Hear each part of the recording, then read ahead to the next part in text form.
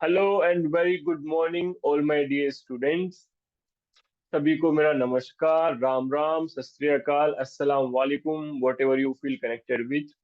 Today we are going to study second lecture of IPC. जैसे कि मैंने आपको बोला है कि 3 लेक्चर के आईपीसी में अपन पूरा आईपीसी खत्म करेंगे यूजीसी नेट के हिसाब से। Today we will deal with offence against body. Last तक अच्छे से बने रहना।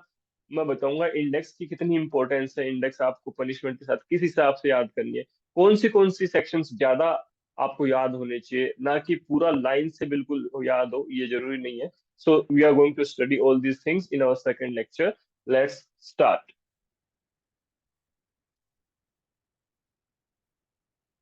सो सबसे पहले आपको इंडेक्स बहुत अच्छे से याद होनी चाहिए। So today we are dealing with offence against body. Offence against जो बॉडी वाले सेक्शन है 299 से लेके पूरा 377 तक, वो यहाँ से ये डील करेंगे। अपना चैप्टर 16 है ऑफेंस अगेंस्ट ह्यूमन बॉडी। आपको इंडेक्स इस तरह से याद होनी चाहिए। सेक्शन नंबर 299, सेक्शन नंबर 299 से लेके 311 तक है ऑफेंस अफेक्टिंग लाइफ। 312 से लेके 318 तक है मिसकैरियज। 319 से लेके 338 तक है आपका हार्ट और ग्रियस हार्ट वाला सेक्शन। ठीक है, 319 से लेके 338 तक।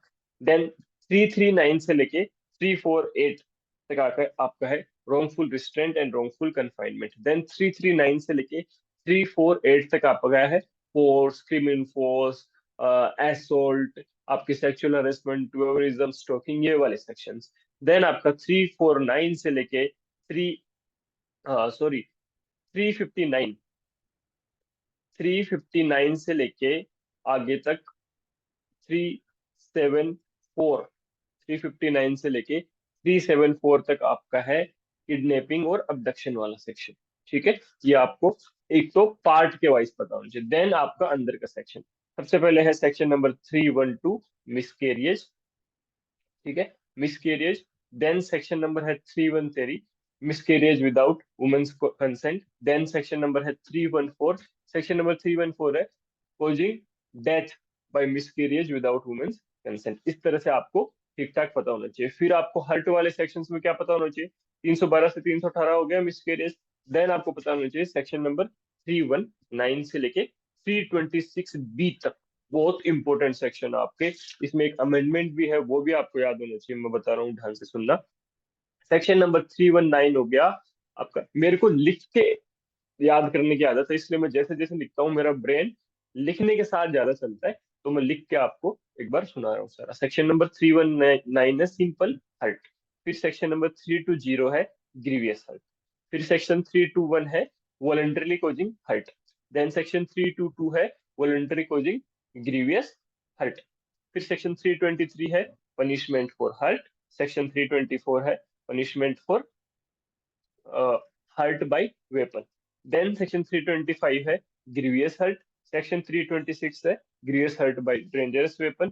फिर सबसे इंपॉर्टेंट सेक्शन है 326 ए और बी। आपके यूजीसी नेट 2023 में पूछा गया था कि ये किस अमेंडमेंट के थ्रू इंसर्ट हुए हैं। तो याद रखना, एक्ट 13 ऑफ 2013, जिसको बोलते हैं criminal law amendment act 2013, 326 A और 326 बी। 326 ए है grievous hurt by use of acid and 326 B है थ्रोइंग और अटेम्प्टिंग टू थ्रो एसिड। जुड़ पा रहे हो, याद है कुछ। इंडेक्स बोलने का एकमात्र रीजन ये है, जैसे देखो मेरे एक बैरक पे मैंने लिख रखा है, इसी तरह से आपको याद होना चाहिए। पनिशमेंट भी इसी तरह से होनी चाहिए। मिसकैरेज की सबसे पहली पनिशमेंट कौन सी है, 312 में सिंपल वाली 3 ईयर फाइन और both. But if woman is quick with child, quick with child का मतलब आपको बताऊं तो वहां पे कितनी है क्विक विथ चाइल्ड के लिए, 7 year plus fine. Then section 313 में क्या पनिशमेंट है मिसकैरेज विदाउट वुमन कंसेंट में, या तो LI या फिर 10 ईयर प्लस फाइन। यहाँ पे है ना, इस तरह से लिख के याद हो जाना चाहिए। यहाँ पे बैरेक्ट पे लिख लिया करो सारा। एक एक ये देखो, ये देखो इस तरह से मैं लिख के याद करता हूँ। आप भी यही बैरेक्ट के बेसिस पे इंडेक्स से आप चीजों को रिवाइज कर सकते हैं। ठीक है, ये चीजें आपको पता नहीं चाहिए। देन हर्ट की पनिशमेंट 1 ईयर या फिर फाइन अप टू 1000 और बोथ। फिर हर्ट बाय डेंजरस वेपन की 3 ईयर फाइन और बोथ। इस तरह से चीजें आपको याद होना चाहिए। मैंने आपको कहाँ तक सुना दिया, 319 से लेके 338 तक हो गया पूरा। फिर उसके बाद में, अच्छा यहाँ पे एक चीज और है जो आपको याद होनी चाहिए, section number 334 hurt on provocation. 334 hurt on provocation, 335 grievous hurt on provocation, 336 act injuring life or personal safety of others, 337 hurt by act injuring life or personal safety of others, and 338 grievous hurt by act injuring life or personal safety of others। ये question आपका एक बार 334 पे index पूछी गई है, इसलिए आपको ये वाली चीज बताई है। देन आपका 339 से लेके 348 तक है आपका wrongful restraint and wrongful confinement। Index सुना रहा हूं ताकि आपको ये पता रहे, इंडेक्स की बहुत वैल्यू है, अगर आपको इंडेक्स याद नहीं है तो दिक्कत हो सकती है।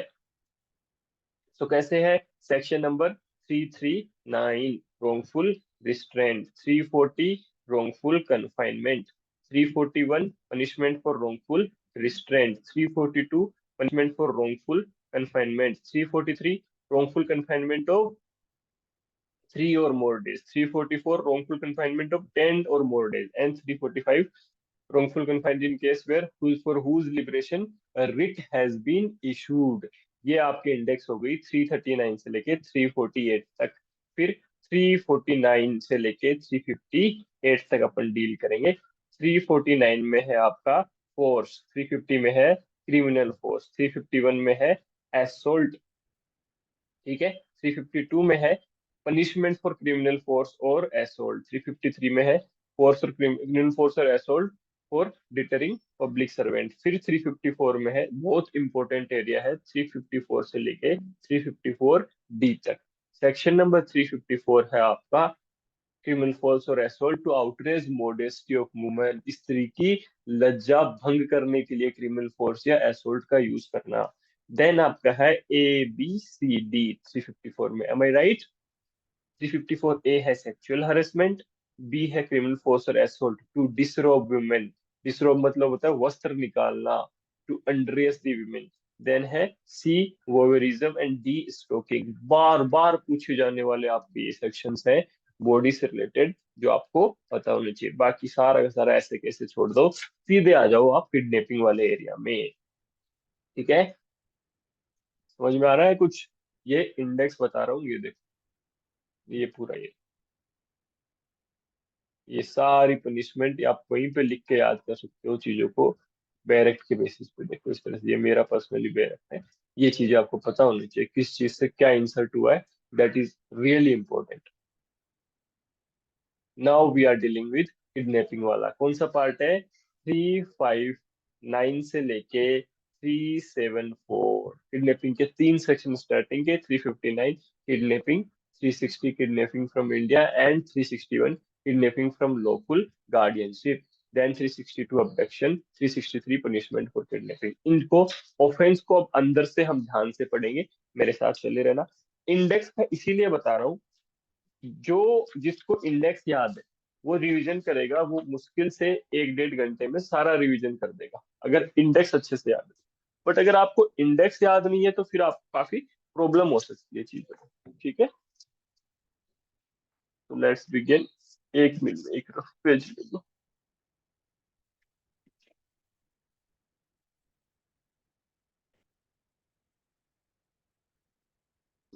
हाँ हाँ भाई, कमेंट वमेंट तो कर दिया करो, मजा आ रहा है नहीं लेक्चर में? चलो, we will quickly deal with notes now. Notes आपको सबको पता है, मैंने विजन लो क्लासेस के ऐप पे डाल रखे हैं। ऐप आप इंस्टॉल कर लो, विजन लो क्लासेस का, अर्जुन बैच और लक्ष्य batch primarily for UGC net बनाया हुआ है, बहुत अच्छा कंटेंट है, लोग पढ़ रहे हैं, आप भी हमारे साथ जुड़े। और आईपीसी का इन शॉर्ट वाला जो नोट्स डाला है उससे आप आराम से 45-50 मिनट में पूरा आईपीसी कवर कर, ठीक है? So let's begin with offence against human body which is chapter number 16। यहाँ पे मैंने एक नोट भी लिखा है, section 299 to 311 offence affecting life is that area which should be studied in depth. Rest other offenses relating to human body can be studied through notes if you have limited time। अगर आपके पास time हो तो बाकायदा 5 किताबें पढ़िए, दवा के सारे सेक्शंस पढ़िए, बट अभी हमारे एग्जाम के मुश्किल से 4 दिन बचे हुए हैं, तो हम फटाफट खत्म करेंगे। पहला आ गया आपका सेक्शन 312 मिसकेरियज, ठीक है? क्या आ गया? मिसकेरियज। ये देखो, नोट्स के थ्रू मैं आपको फटाफट बताता हुआ चलूंगा। ये हो गया आपका मिसकैरेज। मिसकैरेज मतलब सीधा सा है गर्भपात कारित करना, हिंदी में बोलते हैं गर्भपात। क्या हुआ, लिखा हुआ है, whoever voluntarily causes a with child woman with child to miscarry shall, if such miscarriage is not caused in good faith, अगर वो गुड फेथ में नहीं है, for purpose of saving the life of women. जैसे कि मान लो doctor ने आपको एक ये दे दिया कि या तो बच्चा ही बच सकता है या माँ को बचाया जा सकता है, तो उस सर्कमस्टेंसेज में हम गर्भपात कर सकते हैं, मिसकैरेज। अभी क्या लिखा हुआ है, be punished with imprisonment of either description for a term which max to 3 year fine और बोथ। यही बात इंपॉर्टेंट है, इसमें कोई ऑफेंस की सेक्शन नहीं है, सिंपल सी बात है। whoever voluntarily causes miscarriage of a woman shall be punished with 3 year fine or both। आगे जो लाइन है वो इंपॉर्टेंट है, if woman be quick with child, if woman be quick with child she shall be punished with 7 years plus fine। Quick with child का मतलब होता है advanced stage of pregnancy, जब फिटस है, बेबी जो है, उसके मूवमेंट्स भी फील किए जाने लगे अंदर, उसको बोलते हैं वुमेन क्विक विथ चाइल्ड। जैसे आपकी जो 9 मंथ प्रेगनेंसी है उसमें एक मेडिकल सब्जेक्ट है ये कि क्विक विथ चाइल्ड एग्जैक्टली कब मानेंगे, पर कहने का मतलब ये एडवांस स्टेज ऑफ प्रेगनेंसी है जब बेबी के मूवमेंट्स भी फील होने लगे, है ना, उसको बोलते हैं। आगे एक्सप्लेनेशन क्या लिखा है, a woman who causes herself to miscarry is within the meaning of this section। Women ने खुद की इच्छा से कराई है तभी भी she is punished, she will be criminally liable. बहुत ध्यान रखना है, ऐसे जरूरी नहीं कि किसी और ने कराया, तो वुमन ने खुद ने भी कराया मिसकैरियर। इसीलिए तो आप कभी कभी जजमेंट्स देखते हो, कई बार बड़े कंट्रोवर्शियल जजमेंट्स निकल के आते हैं कि किसी फीमेल का रेप हो गया मान लो, और उसके बाद में अब वो बच्चा प्रॉपर डेवलप हो चुका है, 4 मंथ 5 मंथ की प्रेगनेंसी हो गई है, तो कई बार पता चलता है कि उसका अबॉर्शन अलाउड नहीं, बिकॉज लॉ प्रिज्यूम करता है कि आप किसी इनोसेंट को नहीं मार सकते, that particular baby has caused the life. ठीक है, अब उसके अदर लीगल इंटरप्रिटेशंस बहुत सारे हैं, उसमें अपने को नहीं जाना है। ठीक है, नाउ सेक्शन नंबर 313 बहुत सिंपल सा है, इतना सा याद रखना है कि विदाउट वुमन कंसेंट अगर हो, whoever commits offense defined in last preceding section without the consent of woman, whether the woman is quick with child or no, shall be punished with LI, life imprisonment, or imprisonment up to 10 years and shall also be liable to fine। इतना सा आपको miscarriage में ध्यान रखना है, उसके अलावा कुछ भी नहीं पढ़ना।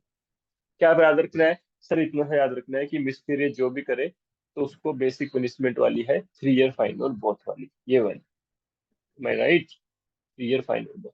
सर अगर वुमेन क्विक विद चाइल्ड है तब हम उसको 7 ईयर प्लस फाइन मानेंगे, बट अगर यही कार्य मिसकैरेज विदाउट वुमन कंसेंट किया गया है तो फिर उसको LI या फिर 10 ईयर प्लस फाइन की अपन सजा देंगे। इतना सा आपको मिसकैरेज में मानना है। आ जाओ क्विकली, अब पढ़ेंगे अपन हर्ट और ग्रीवियस हर्ट। छोटा सा सेक्शन है हर्ट और ग्रीवियस हर्ट का।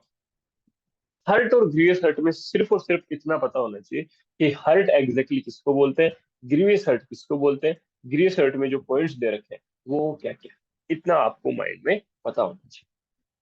अच्छा, ये देखो मिसकैरेज खत्म कर लिया, नाउ हर्ट, इतना सा पता होना चाहिए। हर्ट है बॉडीली पेन, डिजीज या infirmity to any person is said to cause hurt. ठीक है, क्या क्या, बॉडीली पेन, शारीरिक रूप से दर्द या कोई रोग या इन्फर्मिटी, छोटे लेवल पे हम हर्ट मानते हैं। इसकी सिंपल सी आपकी ये है बॉडीली पेन। अब आपको डिफ्रेंशिएट करना जरूरी है, उसके जस्ट आगे वाले सेक्शन में ग्रीवियस हर्ट दे रखे हैं। ग्रीवियस हर्ट के जो 8 पॉइंट है ना, वो आपको याद होने चाहिए। इसमें ज्यादा टेक्निकल एरिया नहीं है, बहुत सिंपल सा है, पढ़ोगे तो देखो, any of below kind of hurt is grievous hurt. Total कितने हैं, 8। सबसे पहला क्या है, इमेस्कुलेशन। इमेस्कुलेशन का सिंपल सा मतलब होता है, मेडिकल में बहुत हाई लेवल का मतलब है, पर मोटा मोटा ये होता है कि severe injury on external genitalia in humans, किसी भी बाहरी एक्सटर्नल जेनिटल पार्ट्स हैं उन पे सीवियर इंजरी डालना इमेस्कुलेशन कहलाता है। या फिर ऐसे भी बोलते हैं कि depriving person of his role, male role को खत्म करना, ऐसी इंजरी करना, उसको भी इमेस्कुलेशन। ठीक है, फिर ये उसके बाद में परमानेंट प्राइवेशन, कंप्लीटली डैमेज करना किसकी, आई, ईयर, मेंबर और जॉइंट। 3 पॉइंट आपको ऐसे याद रखने हैं। ये देखो तीनों, पहला क्या हो गया, इमेस्कुलेशन, फिर privation of I, year, joint, 3 ये हो गए। ठीक है, फिर परमानेंटली इम्पेयर करना किसको, पावर ऑफ मेंबर्स और ज्वाइंट, ठीक है। या फिर ये पांचवा, फिर डिसफिगरेशन। डिसफिगरेशन के दो पॉइंट याद रखने, डिसलोकेशन की जगह डिसफिगरेशन से भी आपको हो जाएगा। हेड और फेस को कंप्लीटली डिसफिगर कर देना, इतना जोर का मुक्का मारना कि हेड फेस आपके ऊपर नीचे ही हो जाए। या फिर बोन या टूथ का डिसलोकेशन, मारा जोर से दांत ही टूट गया, ये सारा ग्रीवी हर्ट में आता है। आठवां पॉइंट जो आपका 4-5 बार पूछा गया है और लोग जनरली भूल जाते हैं इस पॉइंट को, वो ये है कि ऐसा कोई चोट जो 20 दिन तक सीवियर बॉडीली पेन हो, जिससे वो ग्रीवियस हर्ट की डेफिनेशन में आता है। देखो क्या है, any hurt which endangers life और severe body pain for 20 days और unable to follow ordinary pursuits, तीनों को समझना। Any hurt which endangers life, किसी ने इस हिसाब से मारा कि सीधा जान का खतरा था, ये ग्रीवियस हर्ट हो गया। या ऐसा कोई सीवियर बॉडी पेन कि आप 20 दिन तक वो आपकी बॉडी में रहता ही, आपको ऐसा भयंकर मारा है हाथ पे, सीवियर बॉडी पेन कि ऐसा हाथ ऊपर भी नहीं जा रहा है, ठीक है, 20 दिन तक लगातार दर्द। या फिर अनेबल टू फॉलो ऑर्डिनरी पर्सुएट्स, उठना, खाना, बैठना, बाथरूम जाना, ये भी आप नहीं कर पा रहे हो, इस तरह से आपको मारा है, तो भी वो ग्रीवियस हर्ट के अंदर ही आता है। बस इतना सा आपको याद रखना है। क्या सर, हर्ट में आता है बॉडीली पेन, डिजीज और इंफर्मिटी। और सर ग्रीवियस हर्ट में टोटल 8 पॉइंट है। पहला है सर इमेस्कुलेशन, तीन फिर पॉइंट हम साथ में पढ़ते हैं, permanent privation of I, year, member और जॉइंट। फिर दो सर पॉइंट अपन ये पढ़ते हैं कि डिसलोकेशन ऑफ बोन और टूथ और डिसफिगरेशन ऑफ हेड और फेस, ठीक है। चार और दो हो गए, छह। और इसके अलावा इम्पेयरिंग ऑफ मेंबर और जॉइंट, और ये वाला severe body fall for 20 days, unable to follow an ordinary pursuits, या फिर ऐसा कोई कार्य जिससे लाइफ एंडेंजर, ठीक है। ये हो गया आपका ग्रीवियस। बस इतना ही याद रखना। ऑफेंस अगेंस्ट बॉडी तो बहुत इजी है रिवीजन के मामले। फिर क्या है, फिर आपको पनिशमेंट बेसिक पता होना चाहिए, ये वाला जो मैंने यहाँ पे भी लिख दिया आपके लिए। देखो, हर्ट की पनिशमेंट है वन, ये वॉलंटरली को, अच्छा अब 2 सेकंड, ये जो है आपके 321 322 ऐसे मान लो, जस्ट ऐड ही किया है कि अपन ने पहले हर्ट और ग्रीवियस हर्ट पढ़ लिया, 319 और 320। 321 और 322 क्या है कि वॉलंटरली कब बोलेंगे, वॉलंटरली जब बोलेंगे विद इंटेंशन या नॉलेज हो, ठीक है। तो दोनों में वही पॉइंट है, सेम। देखो, आ जाओ भाई, ये देखो, वॉलंटरी कॉजिंग हर्ट मतलब whoever does any act with intention of causing hurt or with knowledge that he is likely to cause hurt, वही ग्रीवियस हर्ट में है, या तो इंटेंशन हो या नॉलेज हो, ठीक है। फिर पनिशमेंट कितना है, 1 year 1000 और बोथ। फिर ग्रीवियस हर्ट का पनिशमेंट आप देख लेना, up to 7 years plus fine. हाँ भाई, कमेंट बॉक्स में लिख के बताया करो मुझे, सर इतना हमें समझ में आया, ये डाउट है। दो अपन ने कवर कर दिए, मिस्टीरियस पढ़ दिया, हर्ट और ग्रीवियस हर्ट पढ़ लिया। अब पढ़ेंगे हम रॉन्गफुल रिस्ट्रेंट या फिर confinement. Wrongful restraint, wrongful confinement, सीधी सीधी भाषा में बोलूँ ना, रॉन्गफुल रिस्ट्रेंट मतलब होता है किसी इंसान को एक पर्टिकुलर डायरेक्शन में जाने से रोकना। और रॉन्गफुल कन्फाइनमेंट मतलब होता है उसको उस पर कन्फाइन ही कर देना, एक रूम में ही बंद कर दिया आप, अब आप बाहर ही नहीं निकल सकते, तो आपका प्रॉपर कन्फाइनमेंट हो। ये एक लेमैन की भाषा में रॉन्गफुल रिस्ट्रेंट और रॉन्गफुल कन्फाइनमेंट हो। बस इतना सा ही पढ़ना होता है आपको, रॉन्गफुल रिस्ट्रेंट और कन्फाइनमेंट। ये देखो, रॉन्गफुल रिस्ट्रेंट किसको बोलते हैं, voluntarily obstructing any person so as to prevent that person from proceeding in any direction in which that person has right to proceed। मेरे को यहाँ से बाजार में जाना है, अब चाहे 4 रास्ते होंगे उसके, पर अगर किसी ने मुझे अनलॉफुली उस पर्टिकुलर रास्ते से जाने से रोका है मुझे, तो वहां रॉन्गफुल रिस्ट्रेंट हुआ है, भले ही चाहे वो तीनों रास्ते और थे। जबकि रॉन्गफुल कन्फाइनमेंट क्या है, wrongfully restraining any person as to prevent that person from proceeding beyond certain limits। मेरे को मेरे घर से बाहर ही नहीं निकलने दे रहा है, कोई बोला घर से बाहर निकल के बता, बहुत कुटाई करूंगा तेरी। अब मेरे को वो एक लिमिट के अंदर बैठ गया, तो that is the wrongful confinement. Is that too wrong, बस इतना सा ही है, इसके अलावा कुछ है ही नहीं रॉन्गफुल रिस्ट्रेंट और wrongful confinement. Restraining anyone from proceeding in any direction is wrongful restraint, whereas confinement is about proceeding beyond certain subscribing limit। Beyond limit से बाहर ही नहीं निकलने दे रहे आप, उसको रोंगफुल कन्फाइनमेंट। ठीक है। एक बार आपके लिए मैं ये दो तीन इलस्ट्रेशन भी पढ़ देता हूँ उसको। बहुत सिंपल सिंपल सी इलस्ट्रेशन है। ये देखो, आ जाओ, रोंगफुल स्ट्रेंथ।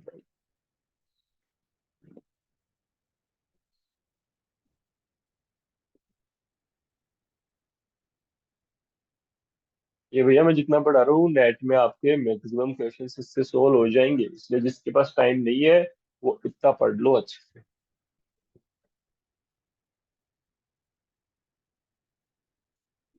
आ जाओ। ये रहा, ये देखो, ये क्या लिखा हुआ है।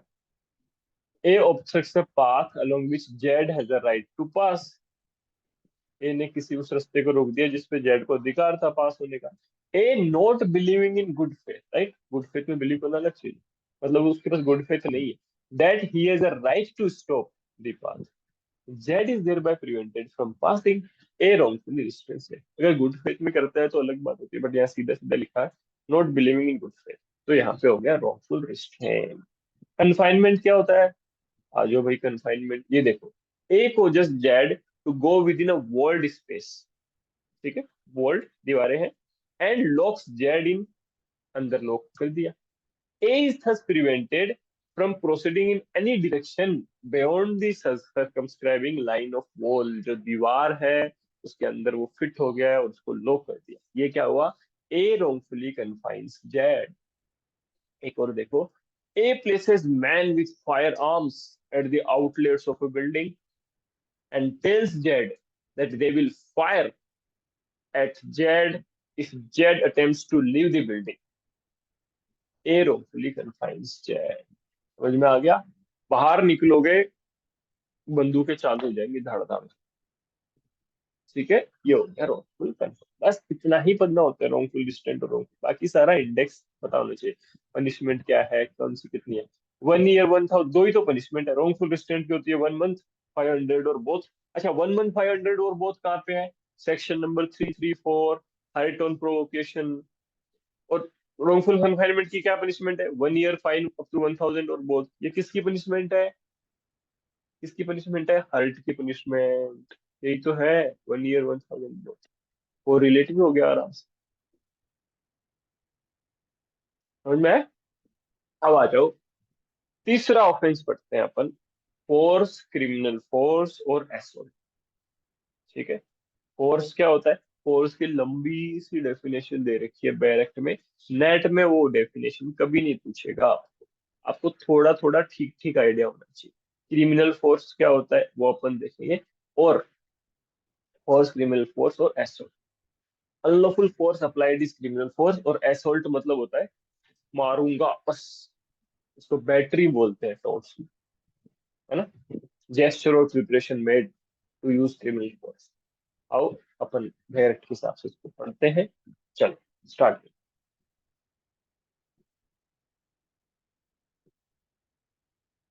ये लो, अब ये बड़ी सारी डेफिनेशन है, जस्ट एक बार अपन पढ़िए। इतना परेशान होने की जरूरत नहीं, मोटा मोटा। फोर्स का मतलब ऐसा है, इस तरह से देखो। A person is said to use force to another if he को जस्ट मोशन, इस चीज को मोशन में लाता है।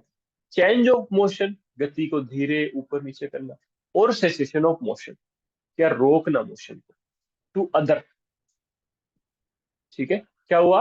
मोशन लाना, मोशन चेंज करना, या मोशन रोकना।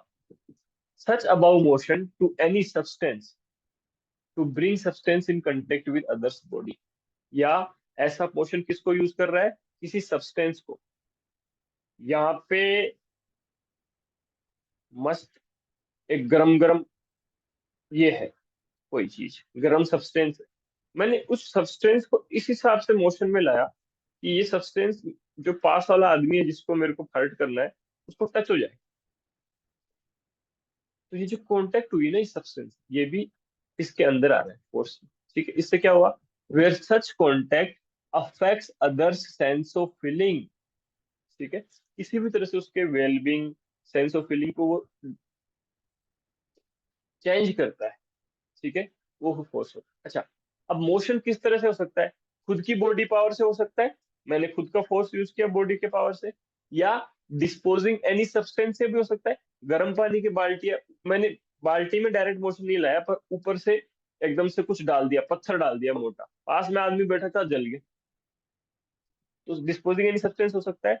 या फिर inducing any animal to move. भाई ये कुत्ता है, अब उसको मैंने इंड्यूस करा, लकड़ी दिखाई, कुछ खाने की चीज दिखाई, वो आया, ठीक है। ये सारे फोर्स की डेफिनेशन में। तो तीन टाइप से फोर्स यूज होता है, खुद की बॉडी पावर से, किसी डिस्पोज करके सब्सटेंस को, या किसी एनिमल को मूव करा के। ठीक है, इतना सा आपको ध्यान है फोर्स के अंदर। काम की चीज है आपका क्रिमिनल फोर्स और एसोल्ट। क्रिमिनल फोर्स क्या होता है? क्रिमिनल फोर्स का मतलब सिंपल सा मतलब होता है अनलॉफुल फोर्स का फाइनली लगा देना। इलीगल जो फोर्स है, actual application of unlawful force is criminal force. जिससे आगे वाले को क्या हो, क्या लिखा हो यहाँ पे, इंग्लिश लॉ में इसको क्या बोलते हैं, बैटरी बोलते हैं, टोर्ट्स पढ़ते हैं ना अपन।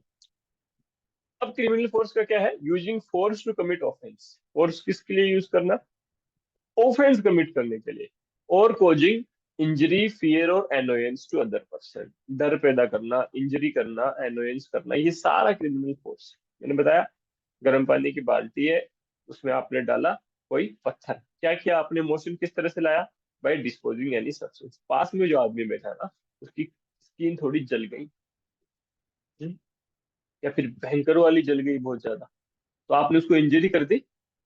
ये भी क्या हुआ, आपका क्रिमिनल फोर्स हुआ। क्या हुआ आपका, क्रिमिनल फोर्स हुआ। या सिंपल फियर क्रिएट कर देना किसी इमोशन से, या एनोयंस, ये सारे के सारे क्रिमिनल फोर्स है। मैंने पत्थर फेंका कीचड़ में, कीचड़ आपके व्हाइट कपड़ों पे लग गया, सिंपल सी चीज है, कपड़ों पे लगा है। यहाँ change of motion of stone brought.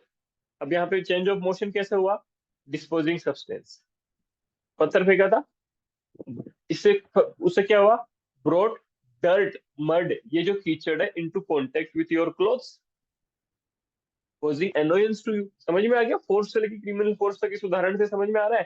Change of motion हुआ स्टोन से, मैंने खुद का बॉडी पावर यूज करके स्टोन को उसमें भेजा, डिस्पोज किया उस सब्सटेंस को, उससे वो कीचड़ उड़ा, आगे वाले इंसान के कपड़ों के टच में आया, उससे उसे एनोयंस हुई, एक क्रिमिनल फोर्स हो गया। As simple as that.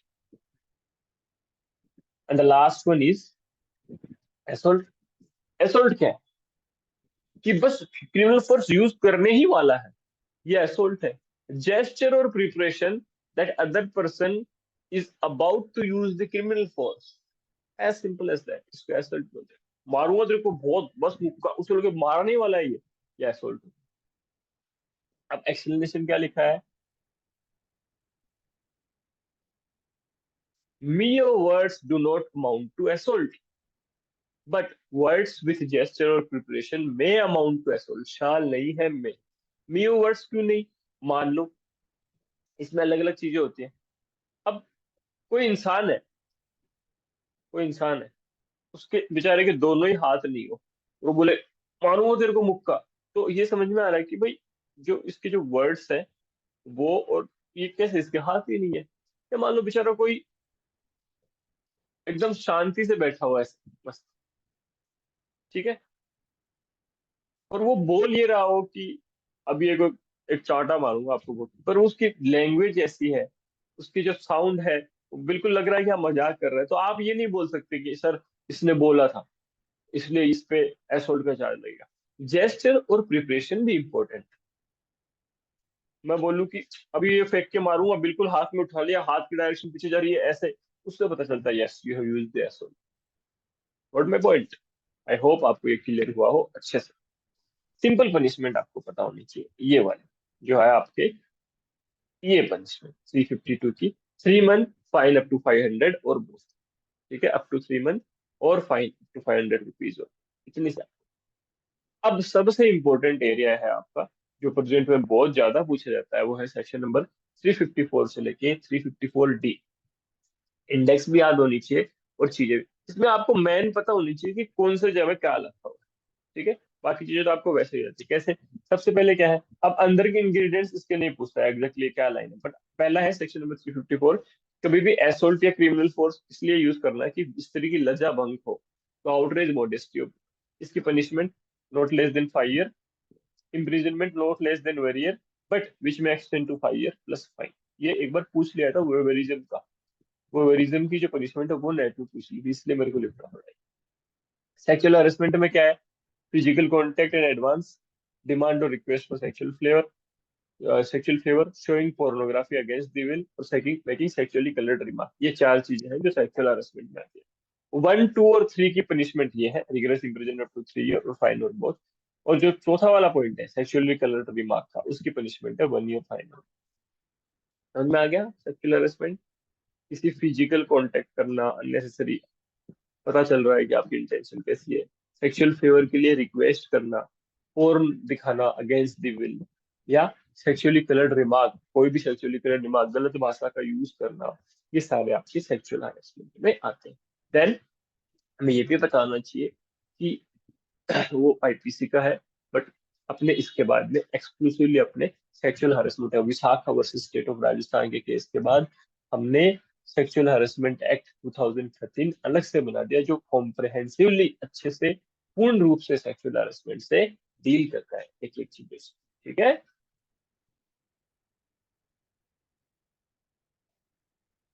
अब बढ़ते हैं आगे। ये जो 54 बी सी और डी है ना, इसमें ठीक ठाक आपको अंदर का कंटेंट थोड़ा पता रहना चाहिए कि इसका मतलब क्या होता है। एसोल्ट और criminal force to disturb disturb women, disturb मतलब अनड्रेस करना। ये कौन सा है? सेक्शन 3। इसके इंडेक्स प्लीज मत भूलना, इंडेक्स अच्छे से याद, इंडेक्स भूल जाओगे तो गड़बड़ हो जाएगी। पनिशमेंट है not less than 3 year, but which में extend to 7 year plus fine. ये नेट में पूछा हुआ है, ये पनिशमेंट थोड़ी सी हार्ड पनिशमेंट है, फिर भी आपके नेट में पूछी गई पनिशमेंट। फिर वर्बरिज्म। अच्छा, एक चीज बहुत इंपॉर्टेंट है कि वर्बरिज्म का मतलब क्या है। बहुत ये क्वेश्चन 2-3 बार पूछा गया है मैच द फॉलोइंग में आपके नेट में। लोग वर्बरिज्म से थोड़ा कंफ्यूज रहते हैं कि एग्जैक्टली क्या है। किसी का पीछा करना वर्बरिज्म कहलाता है? पीछा करना नहीं।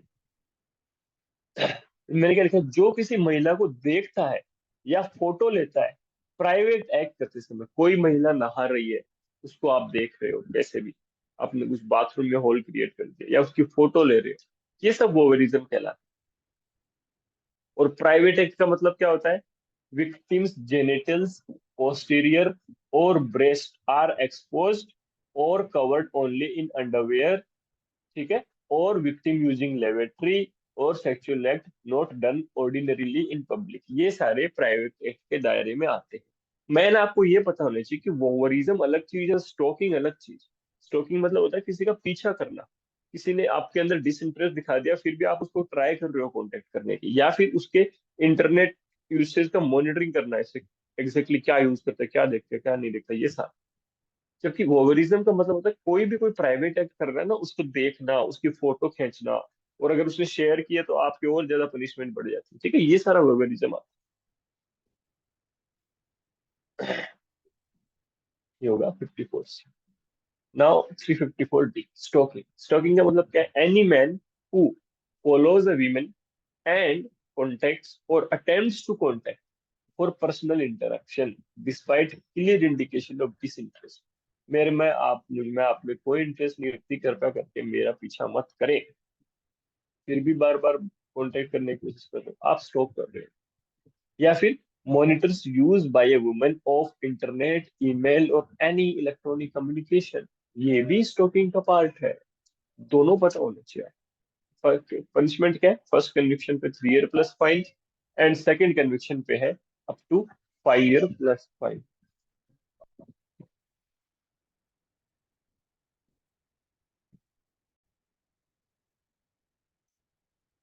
हाँ भाई, समझ में आया? तेज तो नहीं जा रहे, मेरी थोड़ी बोलने की स्पीड ज्यादा ही रहती है, बट आई होप हम ज्यादा स्पीड से नहीं जा रहे बहुत, है ना? आज जब मैं रिकॉर्ड कर रहा हूँ, आज 26 हो गई है, 27, 28, 29, 30 को तो आपका एग्जाम है। बहुत कम दिन बचे हैं। एक इम्पोर्टेंट चीज और, सब ध्यान रखना, हिंदू लॉ, मुस्लिम law, contract act, international law के स्टेट्यूट, आईपीसी, इनके अगर आपको इंडेक्स याद नहीं है तो मामला गड़बड़ है। इंडेक्स को अच्छे से याद करके जाना, है ना? आ जाओ बस। लास्ट अपना मेजर एरिया लास्ट बचा है। देखो कितना टाइम लगा, मुश्किल से 40 मिनट में आप रिवाइज कर सकते हो। 2 घंटे में पूरी आईपीसी होती है अगर आपने अच्छे से पढ़ रखी हो। बस इंडेक्स और पनिशमेंट खोपड़ी में बराबर लाइन से चलनी चाहिए। और अब हम किडनैपिंग पढ़ेंगे।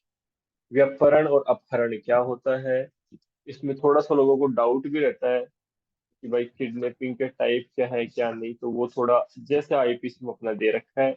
देखो किडनैपिंग को हिंदी में व्यपहरण बोलते हैं और अबडक्शन को अपहरण बोलते हैं।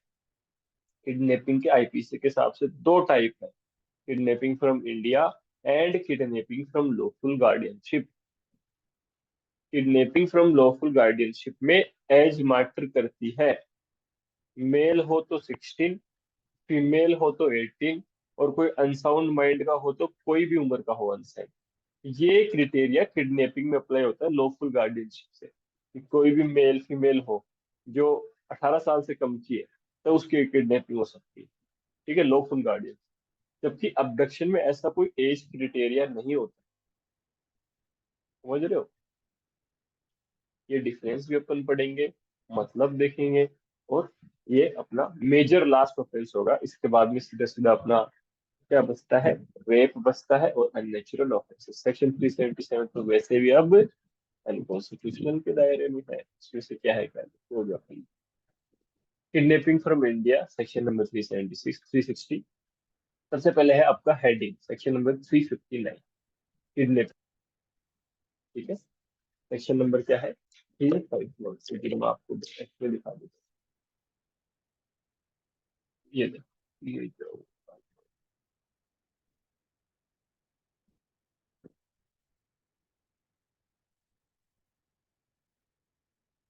ओवर का देखो, person who gets sexual pleasure from watching others when they are naked or having sex। Over का मतलब, ये मतलब पता होना जरूरी है ना हमारे।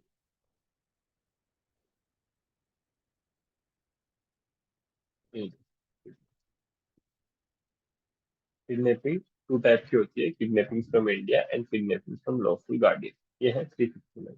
फिर 360 में क्या है, किडनैपिंग फ्रॉम इंडिया का मतलब क्या है, whoever conveys any person, यहाँ पे एज का मैटर नहीं, any person beyond the limits of India without consent of that person or some person legally authorized to consent on behalf of that person is said to kidnap that person for me। ठीक है, जबकि lawful guardian से क्या है, whoever takes और entices, आजा बेटा chocolate दिला के लाओ, आजा बेटा पिकनिक घुमा के लाओ। टेक्स और entices एनी माइनर, यहाँ पे माइनर की क्या मानी है अपन ने, under 16 if male, under 18 if female, और any person of any age of unsound mind. Any age ध्यान रखना, अनसाउंड माइंड में कोई एज अप्लाई नहीं होती। ये तीनों एज क्रिटेरिया अच्छे से ध्यान रखना lawful guardian. Out of the keeping of the lawful guardian of such minor और person of unsound mind without consent of guardian is said to kidnap. ठीक है, फिर क्या है, words lawful guardian include any person lawfully interested with care और custody of minor. आप बच्चा tuition में गया था, वहां से डायरेक्ट उसको लेके चले गए कि उसको भेज दो, तो वो उस सर्कमस्टेंसेज में वो उस पर्टिकुलर मोमेंट में लोकल गार्डियन हुए, क्योंकि वहाँ केयर एंड कस्टडी की जिम्मेदारी। ये आपको बेसिक। अब लगे हाथ ही ये पढ़ लेते हैं अब दक्षिण में। फिर मैं आपको अच्छे से डिफरेंस भी समझाऊंगा जिससे आपको पूरा समझ में आए।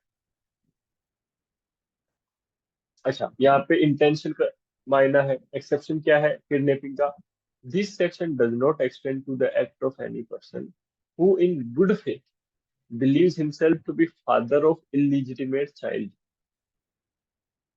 or who in good faith believes himself to be entitled to lawful custody of child, unless act is committed for immoral or unlawful purpose। कई बार कस्टडी के ऐसे मैटर होते हैं जिनमें मान लो इलीजिटिमेट चाइल्ड मतलब, जैसे कोई मेल है, उसका एक्स्ट्रा मैरिटल अफेयर भी चल रहा था, उसमें बच्चा भी हो गया। ठीक है, पहले वाले वाइफ के बच्चे हैं, ये एक्स्ट्रा मैरिटल अफेयर था, उसका भी बच्चा हो गया। फिर कई बार देखने को मिलता है कि उनके आपस में कोई डिस्प्यूट हो गया, तो फादर बोले कि नहीं नहीं ये बच्चा भी मैं रखूंगा, और मान लो वो उस चक्कर में गुड फेथ में कि नहीं ये भी मेरा बच्चा है, मेरी कस्टडी है, उस चक्कर में मान लो उसको उसके घर से ले गया, ट्यूशन से डायरेक्ट ले गया, तो फिर उसको वो चीज देखेंगे, ये गुड फेथ में लेके गया हुआ है, इमोरल पर्पज के लिए नहीं है। बट कोई भी, हाँ, इमोरल या अनलॉफुल पर्पज नहीं होना चाहिए। आप कोई ऐसा नहीं कर सकता कि उस बच्ची को या उस फीमेल को, उस बच्चे को ले जाके बेगिंग करवाने लग गया, सेक्सुअल ट्रैफिकिंग में फंसा दिया, डाल दिया उसको, ऐसे वाली चीज नहीं होनी चाहिए। ठीक है। अब आता है अबडक्शन, इसको हिंदी में बोलते हैं अपहरण। किडनैपिंग पढ़ लिया, किडनैपिंग फ्रॉम इंडिया, इंडिया के बाहर लेके जाना, from lawful guardianship, lawful guardianship में male 16, female 18 and sound of age. अब अबडक्शन, अबडक्शन क्या है? बाय फोर्स, कंपेल्स और by deceitful means induces any person to go from any place is said to abduct. ये आपकी abduction की definition. अब मैं आपको पहले डिफरेंस बताता हूँ।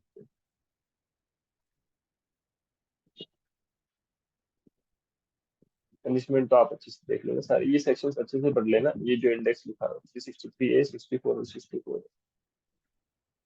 ये देखो। पहला डिफरेंस है किडनैपिंग और अबडक्शन में। किडनैपिंग में एज भी दे रखी है लॉफुल गार्डियन वाले को, under 16, under 18 and so on. आपके अबडक्शन में ऐसी कोई एज नहीं है, समझ रहे हो? दूसरा पॉइंट, किडनैपिंग कभी भी एक कंटिन्यूइंग ऑफेंस नहीं है। जैसे मान लो आपने लॉफुल गार्डियन से किसी को ले गए, फाइनली वो बच्चा वापस आ गया पेरेंट्स के पास, वहां स्टॉप देखो, not a continuing offence, offence is complete as soon as person removed from lawful guardianship, एक ये भी है। ठीक है। कंटिन्यू ऑफेंस नहीं, अबडक्शन अपने आप में क्योंकि एक सब्सटेंसिव नहीं है, देखना, continuing offence continues as long as person moves from one place to another. इसके आगे एक सबसे जो इंपॉर्टेंट पॉइंट है वो पहले वो बताता हूँ, कंसेंट मैटर नहीं करती है किडनैपिंग। जबकि अगर अबडक्शन में कंसेंट फ्री और वॉलंटरी है तो it can be condom. Now intention is irrelevant if it is strictly liability offence, kidnapping जो है वो स्ट्रिक्ट लाइबिलिटी ऑफेंस, जबकि intention is relevant. Abduction itself is not an offence unless it is done with specific intent. इसलिए आप देखोगे कि अगर आप डायरेक्ट में देखोगे ना, तो आप देख पाओगे कि यहाँ पे सेक्शन नंबर 363 में पनिशमेंट फॉर किडनैपिंग दे रहा है। अबडक्शन अपने आप में सब्सटेंसिव ऑफेंस नहीं है, उसके साथ में जो अटैच है वो इंपॉर्टेंट है। ठीक है। Itself is not an offence unless it is done with specific intent, उसके पीछे की इंटेंशन क्या है वो मैटर करता है, इंटेंशन इज रिलेवेंट। ठीक है। ये आपका किडनैपिंग और अबडक्शन का फर्क, डिफरेंस, डिफरेंस पूछेगा नहीं, बट एक पता होने के लिए आपको होना चाहिए। फिर आपका फाइनली आ गया रेप। एक इंटरेस्टिंग बात बताता हूँ आपको, रेप का मैंने अभी तक कभी सेक्शन, एक ऑफेंस, एक सिंगल सेक्शन नहीं देखा यूजीसी नेट में जो डायरेक्टली आपको डेफिनेशन पूछे रेप में ये लिखा। जुडिशरी में भी मैंने बहुत कम बार देखा कि डायरेक्टली ऐसे पूछे कि penetrates penis inserts any object, ये चीज नहीं है। बट एक बार अपन पढ़ लेते हैं रेप की definition. Section 375 for rape. A man is said to commit rape if he penetrates penis into vagina, mouth, urethra, or anus of a woman, or makes her to do so with him or any other person. With him or any other person बार बार आएगा, ठीक है। penetrates penis, मैं ये जो green highlight किया ना इससे याद रखता हूँ इसकी डेफिनेशन। पेनिस पेनेट्रेट करना, इंसर्ट एनी ऑब्जेक्ट और part of body into vagina, urethra, anus of a woman or makes her to do so with whom or any other person। ये जो आगे डैश डैश डैश लिखा है मतलब ये वाली लाइन रिपीट होगी। फिर क्या होता है? Manipulates any part of the body of A woman to cause penetration into vagina, urethra, anus of a woman, and the last is applies mouth to vagina, urethra, anus of a woman। ये बहुत simple सी है, as in कोई बहुत समझाने वाली interpretation नहीं है इसमें। इतना आपको सिर्फ पता होना चाहिए, ये बहुत सफिशिएंट चीज। बाकी आपके पास टाइम है तो फिर आप डायरेक्ट से पढ़ सकते। पनिशमेंट दोनों टाइप की होती है वैसे तो, rigorous imprisonment not less than 10 years जो कि एलआई तक जा सकती है प्लस फाइन। ये तो सिंपल पनिशमेंट है, पनिशमेंट रेप की।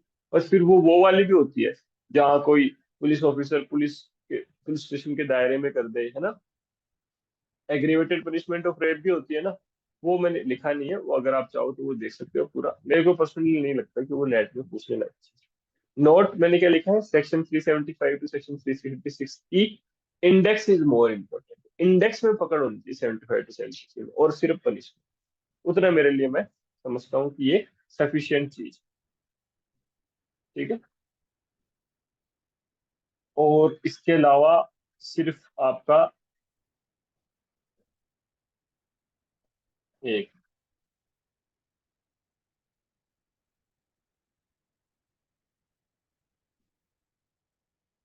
ये इसका एक केस लो है अननेचुरल ऑफेंसेस वाले का, Navtej Singh Johar versus Union of India section 377 का। ये अच्छे से ध्यान रख लेना। इसमें है कि अब जो लेटेस्ट जजमेंट है नवतेज सिंह जौहर का, उससे होमोसेक्सुअलिटी अब आपस में कोई ऑफेंस नहीं है। LGBTQ lesbian gay bisexual trans फिर इनकी जो होमोसेक्सुअलिटी थी वो अपने आप में ऑफेंस नहीं है। But now also relation between human being and animal is an offence. ये ध्यान रखने की बात है कि ऐसा नहीं है कि 377 गायब। होमोसेक्सुअलिटी को हमने नो ऑफेंस के दायरे में रख दिया है। ह्यूमन बीइंग और एनिमल के बीच में अगर सेक्सुअल रिलेशन बने तो भैया वो अभी भी ऑफेंस है, इतना सा आप ध्यान रखिए। So this is all from my side. I hope मैंने जितना आपको पढ़ाया वो आपको समझ में आया होगा। मिनिमम टाइम में मैंने कोशिश करने की कवर किया है। लास्ट लेक्चर बचता है जिसमें मैं ऑफेंस मैरिज वाले, है ना, 39 बाई गेमी वाले, डिफेमेशन वाले और अगेंस्ट पब्लिक ट्रैंक्विलिटी, मुश्किल से 10-15 सेक्शन वो और 299 की 311 ये वाले मैं कवर करवा दूंगा आपको थर्ड लेक्चर में। So thank you so much. I hope सारा आपको समझ में आया। कमेंट बॉक्स में जरूर टाइप कीजिएगा आपको लेक्चर कैसा लगा। जैसे भी आपको पॉजिटिव फीडबैक हो I will always appreciate it. Take care, goodbye. और चैनल को सब्सक्राइब करना ना भूले, आगे बहुत शानदार कंटेंट आने वाला है, समय के साथ बहुत इंप्रूवमेंट होगा। Thank you so much.